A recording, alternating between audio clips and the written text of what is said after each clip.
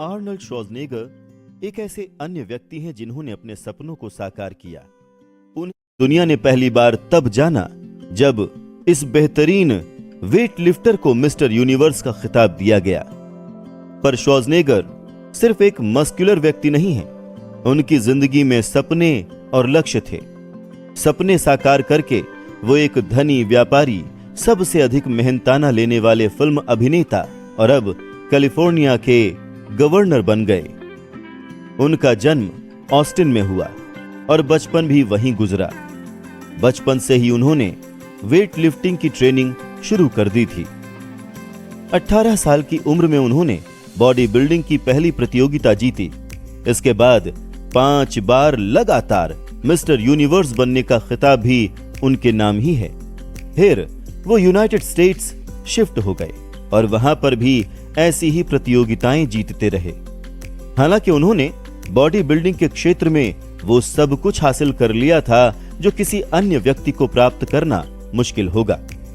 उन्हें अब इस क्षेत्र में कोई चुनौती नहीं दिखी, इसीलिए उन्होंने अपनी प्रतिभा को अन्य क्षेत्रों में भी आजमाने के बारे में विचार किया। उनकी शारीरिक गठन की ट्रेनिंग ने उन्हें यह सिखा दिया था कि आम जनमानस को इन सब की जानकारी नहीं है और ये जानकारी सभी से शेयर करना चाहिए। उन्होंने एक आत्मकथा Arnold the education of body builder लिखी, जो बेस्ट सेलर साबित हुई। फिर उन्होंने महिलाओं के लिए एक किताब लिखी जिससे वो अलग तरह के अभ्यास से अपने शरीर को गठित कर सकें। इस किताब ने उन्हें एक बिजनेस करने के लिए प्रेरित किया। उन्होंने एक कंपनी खोली जो बॉडी बिल्डिंग के आयोजन कराती थी। इस बिजनेस ने उनके लिए व्यवसाय क्षेत्र में सफलता के रास्ते खोल दिए। उनका अगला लक्ष्य एक बड़ा फिल्म स्टार बनना था। हालांकि उन्होंने फिल्म करियर की शुरुआत तभी कर दी थी जब वो बॉडी बिल्डिंग क्षेत्र में थे। छोटे छोटे रोल्स करने के बाद उनकी दृढ़ इच्छा शक्ति तब काम आई जब उन्हें कॉनन थे बारबेरियन फिल्म में मुख्य रोल मिल गया। इस फिल्म फ्रेंचाइजी ने उन्हें हॉलीवुड का सबसे अधिक मेहनताना वसूलने वाला नायक बना दिया। सन 2003 में श्वार्ज़नेगर राजनीति में आए और उन्हें कैलिफोर्निया का गवर्नर चुन लिया गया। आप श्वार्ज़नेगर की जिंदगी से बहुत कुछ सीख सकते हैं। आपकी जिंदगी सिर्फ एक ही क्षेत्र के लिए सीमित नहीं है। श्वार्ज़नेगर ने भी अपना जीवन सिर्फ बॉडी बिल्डिंग के क्षेत्र में ही झोंक दिया होता तो भी वो काफी सफल हो जाते, पर उन्होंने इससे कहीं ज्यादा का सपना देखा। उन्होंने ऊंचे लक्ष्य निर्धारित किए जिनमें चुनौतियां थीं और उन्हें हासिल कर लिया। उन्होंने अपनी पिछली सफलताओं से शिक्षा बेकार नहीं जाने दी और उनका हर क्षेत्र में उपयोग किया। श्वार्ज़नेगर की तरह आप अपने क्रिटिक्स से डरिए मत। क्रिटिक्स ने उनकी पहली फिल्म में उसकी कड़ी निंदा की थी, पर उन्होंने हार नहीं मानी और अपना काम जारी रखा। इसी दृढ़ता ने उन्हें हॉलीवुड के सबसे अधिक मेहनताना लेने वाले एक्टर्स में शामिल कर दिया। अगले चैप्टर की ओर बढ़ने से पहले आप उम्मीद, विश्वास, साहस और टॉलरेंस की शक्ति को मन में पूरी तरह से बैठा लीजिए। अगर आपके पास ये मनःस्थिति और इन प्रिंसिपल्स के काम करने के नियम ढंग से पता हैं तथा उन्हें अमल कर रहे हैं, तो ये समझ लीजिए कि आप वो सब हासिल करने के लिए तैयार हैं जो आप चाहते हैं। सिर्फ किसी वस्तु की इच्छा रखने और उसे हासिल करने के लिए तैयार होने में फर्क होता है। किसी भी व्यक्ति का मन उस वस्तु को तब तक हासिल करने के लिए तैयार नहीं होता जब तक कि उसका मन पूरी तरह से यह विश्वास न कर ले कि उसे वो वस्तु मिल चुकी है। ये मनःस्थिति विश्वास की होती है, न कि सिर्फ उम्मीद और इच्छा की। इस तरह का विश्वास पाने के लिए आपका मन पूर्ण रूप से बिना किसी बायस के होना चाहिए। बायस्ड होने पर आप इच्छा, साहस और विश्वास जगा नहीं सकते। गरीबी, कंजूसी, इन सब को हासिल करने से अधिक प्रयास खुशियां और समृद्धि को हासिल करने के लिए नहीं करना पड़ता है। एक महान कवि ने अपनी कविता में सही कहा है, मैंने धन के लिए जीवन से सौदेबाजी की और जिंदगी आपको उससे अधिक नहीं देगी। मैंने शाम को भीख मांगा। फिर मेरे पास प्राप्त कुछ सिक्कों को मैं गिनने बैठ गया। जीवन ABS एक नियोक्ता है। वो आपको वो देता है जो आप मांगते हो, पर एक बार आपने औकात नाप ली, उसके बदले आपको बहुत काम करना पड़ेगा। मैंने एक नौकर भाड़े पर लिया, सिर्फ ये जानने के लिए कि वो कितना निराश है। मुझे पता चला कि मैंने ईश्वर से कुछ भी मांगा होता तो उसने राजी खुशी से भुगतान कर दिया होता। मैरी के ऐश, जो मैरी के कॉस्मेटिक्स की फाउंडर हैं, उन्होंने अपनी और विश्व भर में अपने कंपनी के काम करने वाले, जिनकी संख्या अब 25,000 है, उन कंसल्टेंट्स की सफलता का राज आत्मविश्वास बताया। उनका यह करियर साल पहले प्रारंभ हुआ था, जब उन्होंने स्टैनली होम प्रोडक्ट्स में काम करना शुरू किया। उन्होंने कई बार इस बात को स्वीकार किया है कि अपने इस काम के पहले साल में वो सफल नहीं हो पाई थी और इस काम को वो छोड़ देना चाहती थी, पर उनकी सोच तब बदली जब उन्होंने स्टैनले सेल्स के सेमिनार में भाग लिया। उन्होंने बताया कि उस वर्ष कंपनी की प्रतियोगिता में खूबसूरत, लंबी और सफल महिला को रानी के खिताब से नवाजा जाना था और उस वर्ष उस महिला को वो खिताब मिला जिसकी किसी ने उम्मीद ही नहीं की थी। मैंने निर्णय कर लिया कि मैं स्टेज पर जाऊंगी और प्रेसिडेंट से बात करूंगी और उन्हें अगले वर्ष रानी का यह खिताब जीतने का इरादा बताऊंगी। श्रीमान बेवरिज मुझ पर हंसे नहीं, बल्कि उन्होंने मेरी आंखों की तरफ देखा और कहा, मुझे भी लगता है कि तुम जीत सकती हो। इन शब्दों ने मेरी जिंदगी में जान डाल दी और अगले साल मुझे रानी का खिताब दिया गया। मैरी ने इस बात को बताया कि सफलता हासिल करने का पहला कदम यह है कि आप खुद पर विश्वास रखें कि आप योग्य हैं और आप उस सफलता के असली हकदार हैं। उन्होंने अपने एक लेख में कामयाबी हासिल करने के कुछ कदमों का अभ्यास करने के लिए बताया। वो 4 कदम इस प्रकार हैं। खुद को सफल व्यक्ति के रूप में महसूस कीजिए। हमेशा खुद को सफल व्यक्ति के रूप में देखें। उस व्यक्ति को सोचें जिसके जैसा आप बनना चाहते हैं। हर दिन कुछ वक्त अकेले बिताएं। आराम से लूज होकर बैठ जाएं, शांत होकर बैठ जाएं। अपनी आंखें बंद कर लें और अपनी चाहत और लक्ष्य पर ध्यान दें। अपने आप को एक नए एनवायरनमेंट में देखिए जिसकी आप कल्पना करते हैं। खुद को योग्य समझिए और आत्मविश्वास से ओवरफ्लो हो जाइए। दूसरा, पिछली सफलताओं को याद कीजिए। हर कामयाबी, चाहे वो छोटी हो या बड़ी, वो ये सिद्ध करती है कि आप योग्य हैं और सफल हो सकते हैं। पिछली सफलताओं को सेलिब्रेट कीजिए और जब भी आप निराश हों, उस कामयाबी को याद कीजिए। तीसरा, लक्ष्य निर्धारित करें। साफ तौर पर यह तय कर लें कि आपको क्या चाहिए। इस बात से हमेशा चौकन्ना रहिए और अपने लक्ष्य से कभी भी भ्रमित न होइए। चौथा, जिंदगी के लिए सकारात्मक रवैया रखें। खुद का सकारात्मक चित्र बनाएं। अपनी जिंदगी, काम और निर्णय सभी में विश्वास रखें और सकारात्मक रहें। इच्छा शक्ति से प्राकृतिक नियमों पर भी विजय हासिल की जा सकती है। अब मैं आपको एक ऐसे पुरुष की असामान्य कहानी सुनाने जा रहा हूं जिससे चमत्कारिक पुरुष मैंने आज तक देखा ही नहीं, जिसे मैंने जन्म लेने के कुछ मिनट बाद देखा था। उसके कान नहीं थे। पहले तो डॉक्टर्स ने कुछ भी बताने से मना कर दिया, पर जब उन पर दबाव डाला गया तो उन्होंने बताया कि शायद यह बच्चा कभी बोल और सुन नहीं पाएगा। मैं डॉक्टर के विचार से सहमत नहीं था और मैं ऐसा कर सकता हूं क्योंकि मैं उस बच्चे का पिता हूं। मैंने मन ही मन डॉक्टर के विचार को चुनौती दे दी और खुद एक निर्णय ले बैठा कि ईश्वर बिना कान के मेरे बच्चों को इस दुनिया में भेज सकता है, पर वो उसे पूरी जिंदगी इस तरह दुख के साथ जीने के लिए विवश नहीं कर सकता है। मैंने ये सोच लिया था कि मेरा बेटा सुनेगा भी और बोलेगा भी। ये मुझे नहीं पता था कि ये सब होगा कैसे, पर मैं इस बात पर जरूर विश्वास करता था कि जहां चाह है वहां राह है। मुझे महान एमर्सन की बात ध्यान आई। दुनिया की हर वस्तु सिर्फ एक ही बात सिखाती है, वो है विश्वास। हमें सिर्फ विश्वास करके प्रकृति के नियमों का पालन करना है।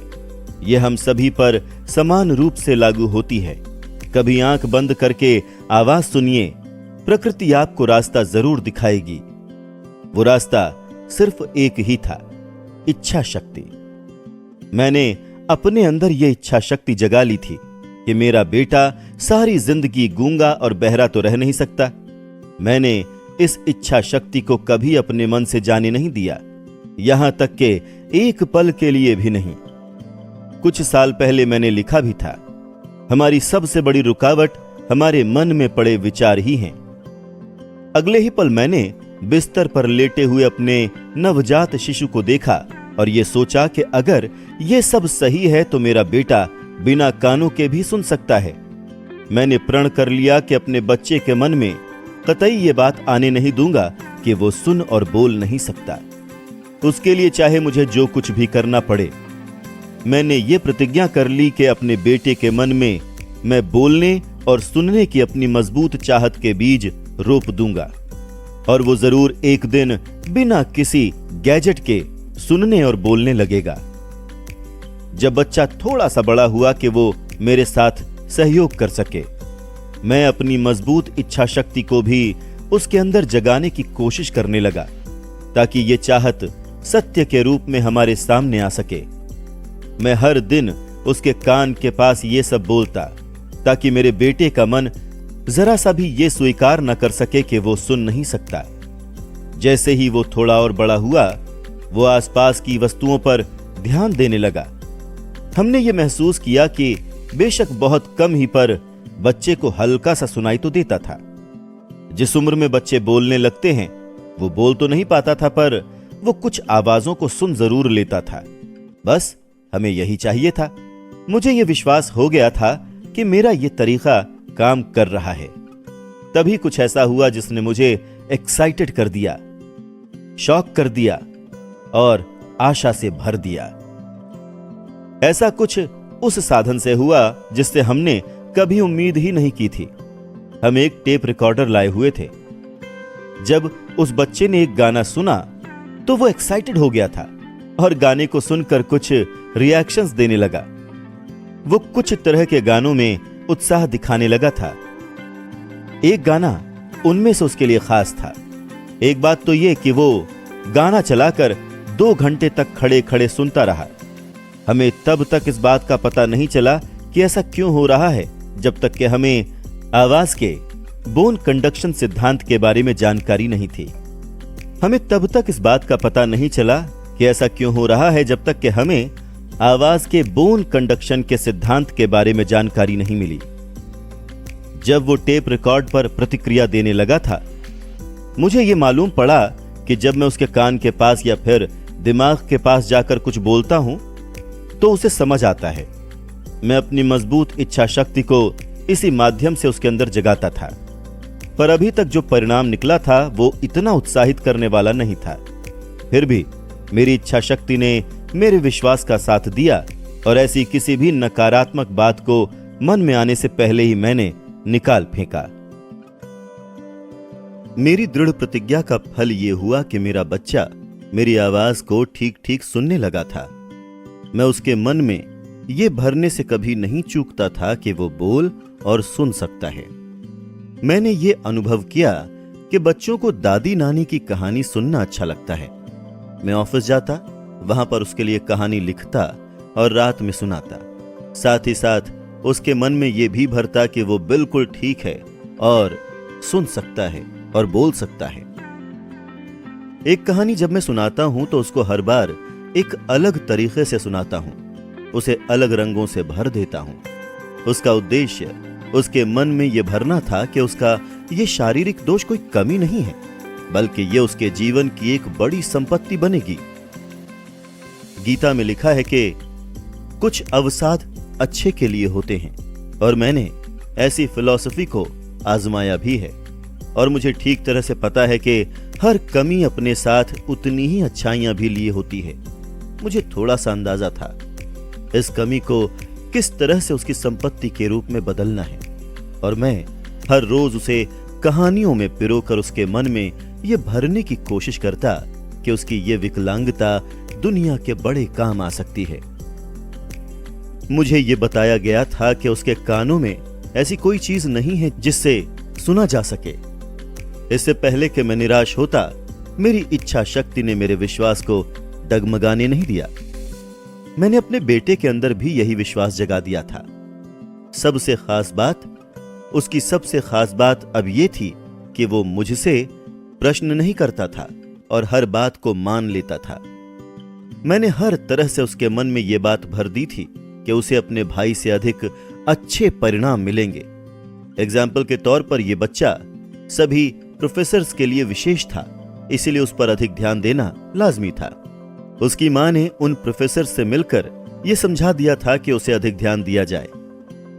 जब वो इतना बड़ा हो गया कि वो न्यूज़पेपर्स डिस्ट्रीब्यूट कर सके, तो मैंने उसे यह समझाना शुरू कर दिया कि वो अपने भाई, जो कि बाजार में समाचार पत्र बेचता था, उससे अधिक पैसा कमा सकता है, क्योंकि वो अपने भाई से अधिक बुद्धिमान और मेहनती है। हमने ये गौर किया कि जैसे जैसे वो बड़ा हो रहा था, उसकी सुनने की क्षमता बढ़ रही थी। दूसरी तरफ उसके मन में अपनी कमी को लेकर ध्यान देने की आदत कतई नहीं थी। जब वो 7 वर्ष का हुआ, तब उसने पहली बार हमारी मेहनत को सफल किया था। कुछ महीने तक उसने अपनी मां से बाहर बाजार में न्यूज़पेपर्स बेचने की अनुमति मांगी, पर उसकी मां उसके बहरेपन की वजह से डरी हुई थी। एक मां की तरह उनकी भी चिंता वाजिब थी कि कहीं उसे कुछ सुनाई न दे और कोई दुर्घटना हो जाए। फिर एक दिन अचानक से ही वो मौका देखकर रसोई की खिड़की से कूदकर बाजार भाग गया। वहां एक मोची से उसने 6 सेंट लिए और उससे न्यूज़पेपर खरीदकर फिर बेच दिए। एक बार जब वो न्यूज़पेपर्स बेच चुका तो उसने फिर से खरीदा और बेचा। ये उसने तब तक किया जब तक कि शाम नहीं हो गई। फिर उसने वापस आते समय मोची को उसके 6 सेंट वापस कर दिए। अंत में उसने पाया कि आज उसने सेंट्स कमाए हैं। जब हम लोग घर पहुंचे तो वो अपने कमरे में बिस्तर पर सो रहा था। उसने अपनी मुट्ठी में सारे पैसे दबा रखे थे। उसकी मां ने मुट्ठी खोली तो सिक्के एकदम से गिर पड़े। वो अपने बेटे की पहली कमाई पर भावुक होकर रोने लगी, जबकि मेरी प्रतिक्रिया विपरीत थी। मैं दिल खोल कर हंसा कि उसके मन में मेरा रोपा गया बीज एक आकार ले चुका है। उसकी मां सोच रही थी कि उसका बेटा ढंग से सुन नहीं सकता, कहीं पैसा कमाने के चक्कर में रास्ते में बेटे के साथ कोई दुर्घटना हो जाती तो। मैंने एक बहादुर, महत्वाकांक्षी, आत्मनिर्भर व्यापारी को देखा जिसे अपने ऊपर पूर्णतया विश्वास है। उसने कदम उठाया और वो जीत गया। उसके काम ने मुझे बहुत खुशियां दे दी, क्योंकि मुझे पता लग गया था जो मैंने उसके मन में रोपा है वो उसके साथ पूरी जिंदगी रहने वाला है। बाद में उसने इसे सही भी सिद्ध किया। जब उसे बड़े भाई से कुछ चाहिए होता था तो वो जमीन पर लेट जाता, पैर मारने लगता, रोने लगता और उस वस्तु को हासिल कर लेता। जब उस हल्के बहरे बच्चे को कुछ चाहिए होता तो पहले वो पैसे कमाता और फिर उससे वो खरीद लेता। आज भी उसकी यही आदत है। मेरे बच्चे ने मुझे ये पाठ पढ़ाया कि एक विकलांग व्यक्ति अपने सामने पड़े पत्थरों को एक रुकावट के रूप में न लेकर उनसे सीढ़ियां बनाकर अपने लक्ष्य तक पहुंच सकता है। वो छोटा बहरा बच्चा हाई स्कूल और ग्रेजुएशन तक पहुंच गया, जबकि उसे तब तक नहीं सुनाई देता था जब तक कि उसके प्रोफेसर उसके पास आकर जोर से न बोले। हमने उसे गूंगे बहरों के विद्यालय नहीं भेजा। हम नहीं चाहते थे कि वो सांकेतिक भाषा सीखे। हम चाहते थे कि वो एक सामान्य व्यक्ति की तरह अपनी जिंदगी गुजारे, और इसके लिए हम दृढ़ प्रतिज्ञ थे। ये इतनी आसानी से नहीं हुआ, बल्कि हमें विद्यालय के लोगों से इस मामले में बहुत बहस भी करनी पड़ी। जब वो 10वीं कक्षा में था तब उसने एक कान में अच्छे से सुनाई देने के लिए एक मशीन लगवाई, पर उसका कोई फायदा नहीं हुआ।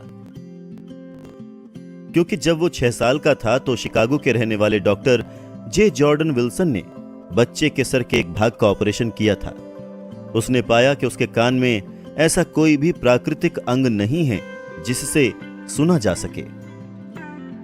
अपने कॉलेज के अंतिम दिनों में, जो कि ऑपरेशन के 18 वर्षों के बाद थे, कुछ ऐसा हुआ जिसने उसकी जिंदगी में टर्निंग पॉइंट दे दिया। उसे एक ऐसी विद्युतीय मशीन मिल गई जिससे सुनाई देने में आसानी हो, जो उसने ट्रायल के लिए मंगाई थी। उसे उस मशीन को प्रयोग करने में उतनी दिलचस्पी नहीं थी, क्योंकि उसने ऐसे भी एक मशीन का प्रयोग करने की कोशिश की थी, पर सफल ना हो पाया था। अंततः उसने उस यंत्र को उठाया और यूं ही कान में लगा लिया। ये क्या, एक सामान्य व्यक्ति की तरह आवाज सुनने की उसकी चाहत सच हो गई थी। उसने पहली बार इस तरह से आवाज सुनी थी जिस तरह से कोई भी सामान्य व्यक्ति सुनता है। ईश्वर अपने अजूबे बड़े रहस्यमय तरीके से करता है। वो आज बहुत प्रसन्न था। उस मशीन ने उसकी दुनिया ही बदल कर रख दी थी। वो तुरंत अपनी मम्मी का फोन उठाने के लिए दौड़ पड़ता है और बड़े आराम से उस दिन उसने पहली बार ठीक से अपनी मम्मी की आवाज सुनी थी। अगले दिन उसने पहली बार अपने प्रोफेसर्स की ढंग से आवाज सुनी थी। पहली बार रेडियो सुना था और पहली बार सिनेमा भी सुना था। जिंदगी में पहली बार वो लोगों की सामान्य पूर्वक बात सुन सकता था। दूसरे व्यक्तियों को जोर से नहीं बोलना पड़ता था।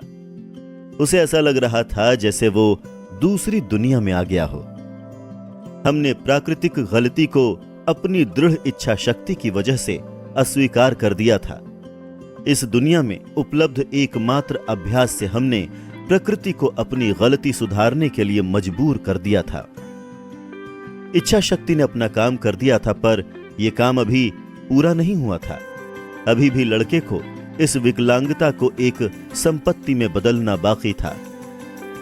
यह चमत्कार उसके लिए बस इतनी ही बड़ी बात थी कि उसकी आवाज की दुनिया बदल गई थी। वो इसी में खुश था। एक दिन उसने इस यंत्र के निर्माता को एक चिट्ठी लिखी जिसमें उसने अपने अनुभव साझा किए थे। फिर उसने कुछ लिखा, शायद कुछ ऐसा जो रेखाओं में नहीं लिखा था, बल्कि उन रेखाओं के बीच में लिखा हुआ था। इस कारण उसे न्यूयॉर्क की उस कंपनी से बुलावा भी आ गया। जब वो उस कंपनी के मुख्य इंजीनियर से अपनी बदली हुई दुनिया के बारे में बात कर रहा था, तो उसके दिमाग में एक विचार आया, एक प्रेरणा आई। तो उसके दिमाग में एक विचार, एक प्रेरणा, आप जो भी नाम देना चाहें दे दें, उभर आई। उसने उसकी कमजोरी को एक ताकत में बदल दिया। उसे पैसे भी मिलने लगे और खुशियां भी आ गईं। इस विचार का पूरा गठजोड़ ये था कि उसने उन लाखों बहरे लोगों की मदद करने की ठानी जो पूरी जिंदगी बहरे बनकर ही काट देते हैं और इन यंत्रों के उपयोग के बारे में जानते नहीं हैं। उसने सोचा, अगर उन्हें इन यंत्रों के बारे में पता चल जाए तो उनकी जिंदगी भी बदल सकती है। उसने अपनी बदली हुई जिंदगी के बारे में बताने की ठानी। वो तभी इस निर्णय पर पहुंच गया था कि अब वो पूरी जिंदगी उन लोगों को मदद करने के लिए समर्पित कर देगा। तो उसने तुरंत कंपनी के मार्केटिंग सिस्टम की जानकारी ली और फिर उसने ये खोजने की कोशिश की कि किस तरह से ऊंचा सुनने वाले व्यक्तियों से बात की जाए और उन तक इन नई खोजी गई विधियों द्वारा पहुंचा जाए। जब उसने अपना प्लान बना लिया तो उसे प्रेजेंटेशन देने के लिए कंपनी में बुलाया गया। प्रेजेंटेशन प्लान देते वक्त ही उसे 2 वर्ष का अपने एम्बिशन को आगे बढ़ाने के लिए कॉन्ट्रैक्ट कर लिया गया। जब वो ऑफिस जा रहा था तो उसके चेहरे पर संतुष्टि के भाव झलक रहे थे।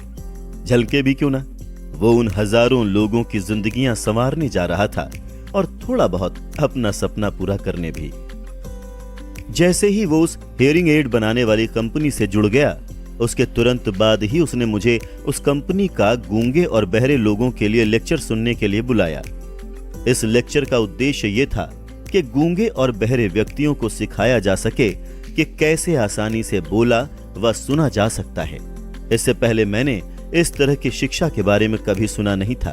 फिर भी संशय और इस बात की उम्मीद करता हुआ मैं वहां पहुंच गया कि मेरा वक्त बर्बाद नहीं होगा। मैंने वहां पहुंचकर पाया कि जो चाहत मैंने अपने बेटे में पैदा की थी, उसकी वजह से उसके अंदर उन बहरे लोगों के लिए बहुत कुछ कर गुजरने का लक्ष्य था। मैंने वहां पर यह पाया कि जिस सिद्धांत का मैं पिछले 20 सालों से प्रयोग कर रहा था, उसी के माध्यम से वहां गूंगे और बहरे लोगों को उनके जीवन से आगे निकलने की सलाह दी जा रही थी। अपनी जिंदगी के बदलने के बाद से ही मेरा बेटा ब्लेयर और मैं दोनों लोग उन गूंगे बहरों के लिए लग पड़े। इसमें निश्चित ही कोई संदेह नहीं है कि अगर ब्लेयर की मां और मैंने उसके दिमाग को आकार देने की कोशिश न की होती तो वो जीवन भर गूंगा और बहरा बना रहता। जब ब्लेयर बड़ा हो गया था तब डॉक्टर इरविन वूरहीस, जो इन सब मामलों के बहुत बड़े विशेषज्ञ थे, वो मेरे बेटे का ढंग से निरीक्षण करने के बाद बहुत ही शॉक्ड हुए कि वो कैसे सुन और बोल सकता है, जबकि थियोरेटिकल रूप से उसे सुनाई देना ही नहीं चाहिए। एक्सरे चित्र में भी ऐसा कोई द्वार नहीं दिखाई दे रहा था जिससे आवाज मस्तिष्क तक पहुंच सके। वो इस बात से हैरान थे कि वो सुन कैसे पा रहा है। जब मैंने अपने बेटे में इच्छा शक्ति के वो बीज बोए थे कि वो बोल और सुन सकता है, अपनी जिंदगी एक सामान्य इंसान की तरह जी सकता है, तब प्रकृति ने कुछ ऐसा किया जिससे बाहरी दुनिया और उसके मस्तिष्क के बीच एक पुल का निर्माण हो सके और वो सुनने के काबिल बन सके। उस बात का पता बड़े बड़े स्पेशलिस्ट डॉक्टर्स भी नहीं लगा पा रहे थे। ये मेरे लिए भी ईश्वर के किसी चमत्कार से कम नहीं था। मैं अगर इस बात को पूरी दुनिया के साथ शेयर न करता तो शायद मैं कभी खुद को माफ नहीं कर पाता। इस अनुभव को आप सभी से शेयर करके मैं खुद को बहुत खुशकिस्मत मान रहा हूं। ये सब कुछ ऐसे नहीं हुआ। मुझे इस बात का विश्वास था क्योंकि इसका भी एक कारण था कि मुझे पता था कि अगर आपके अंदर कोई चाहत हो और उसमें विश्वास हो जाए तो ये इच्छा शक्ति आपको कुछ भी हासिल करा सकती है। मुझे इस बात में कोई संदेह नहीं था कि एक मजबूत इच्छा शक्ति से आप किसी भी चीज को वास्तविकता में जन्म दे सकते हैं। ब्लेयर ने खुद में एक आम इंसान की तरह सुनने का सपना देखा और उसने वो हासिल कर लिया। उसका जन्म एक अपंग बच्चे की तरह हुआ था, जो इस बात के लिए काफी था कि बिना किसी चाहत के वो सड़कों पर पेन या कप बेचता नजर आए। अब वही विकलांग बच्चा कई लाख लोगों की मदद कर रहा था। उन्हें ऊंचा सुनाई देता है। यह सिर्फ मदद करना ही नहीं था बल्कि उसको रोजगार भी मिल गया था, जिस वजह से वो आराम पूर्वक पूरी जिंदगी बिता सकता था। जो सफेद झूठ मैं बचपन से उसके मस्तिष्क में भरने की कोशिश कर रहा था, वो अपनी कमजोरी को अपनी ताकत में बदल सकता है। उसने इस बात को सच सिद्ध कर दिया। दुनिया में ऐसा कुछ भी सही या गलत नहीं है जिसे मजबूत इच्छा शक्ति और विश्वास के द्वारा रियलिटी में तब्दील न किया जा सके। ये हर किसी पर समान रूप से लागू होता है। ये मेरा सौभाग्य था कि मैंने इच्छा शक्ति को अपने बेटे की कमी को सुधारने के लिए प्रयोग किया। इससे अच्छा शायद ही किसी को इतना नजदीक से इस सिद्धांत का प्रयोग करने का मौका मिले। अगर प्रकृति इस इच्छा शक्ति के सामने झुक सकती है तो किसी व्यक्ति या इंसान की क्या औकात कि वो इस इच्छा शक्ति के सामने समर्पण ना करे। यही मस्तिष्क के शक्ति की विशेषता है। हमें ये नहीं पता कि ये कैसे काम करता है। हर व्यक्ति, हर जगह और हर वस्तु के लिए यह सिद्धांत बिल्कुल अलग तरह से काम करता है। शायद इस बात को विज्ञान सिद्ध कर सके। मैंने अपने बच्चे के मन में वो बीज बोए जिससे वो सुन और बोल सके, और ये रियलिटी उसने सिद्ध कर दी। मैंने अपने बेटे के मन में यह सुझाव दिया कि कैसे वो अपनी इस कमजोरी को अपनी ताकत बना सकता है, और उसने भी ऐसा कर दिखाया। ऐसे परिणाम किस तरह से आए, इसकी मैथडोलॉजी बताना कोई कठिन काम नहीं है। इस मैथडोलॉजी में 3 बातें हैं।